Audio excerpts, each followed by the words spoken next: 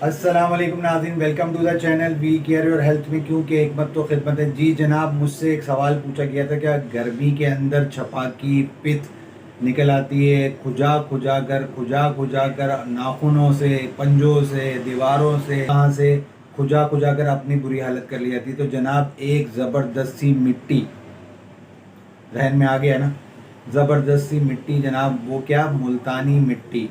मुल्तान से मिट्टी यानी मुल्तानी मिट्टी जिसे कहा जाता है। मुल्तानी मिट्टी को आपने लेना है, अर्के गुलाब के अंदर इसके मिलाना है, पेस्ट बनाना है।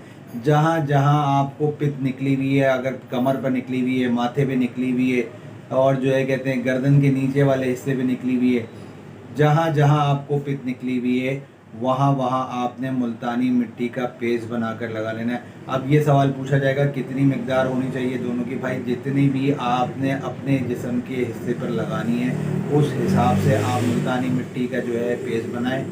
मुल्तानी मिट्टी लें, उसमें अर्के गुलाब डालें और उसको पेस्ट बनाकर 15 से 20 मिनट के लिए, जब हो जाए आधा घंटा छोड़ दे तो बहुत ज़्यादा अच्छा है।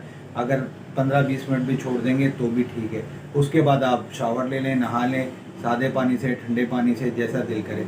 और अगर फिर भी थोड़ा बहुत ज़्यादा मसला है, पेचीदगी है, तो शरबत उनाब सुबह और शाम 2-2 चम्मच 1 गिलास पानी में डालकर सुबह नाश्ते से पहले, रात को खाना खाने से पहले ये इस्तेमाल करना है। और इसको इस्तेमाल के साथ साथ चटपटी मसाले, जो ज़बान का जायका है ना, उसको कम करना है, मिर्च मसाले कम करने, चाय, बड़ा गोश्त और चावल से थोड़ा सा परहेज़ करना है। ठीक है, समझ आ गया? नहीं समझ आया तो स्क्रीन पर नंबर मौजूद है, रब्ता कर सकते हैं। कोई और सवाल, कोई और बात पूछनी हो तो भी रब्ता कर सकते हैं। मेडिसिन मंगवानी हो, जड़ी बूटी मंगवानी हो तो भी रब्ता कर सकते हैं। मुझे इजाज़त दें, मैं आपका हरबिलिस हकीम महर मोहम्मद मुकीद। अस्सलाम वालेकुम।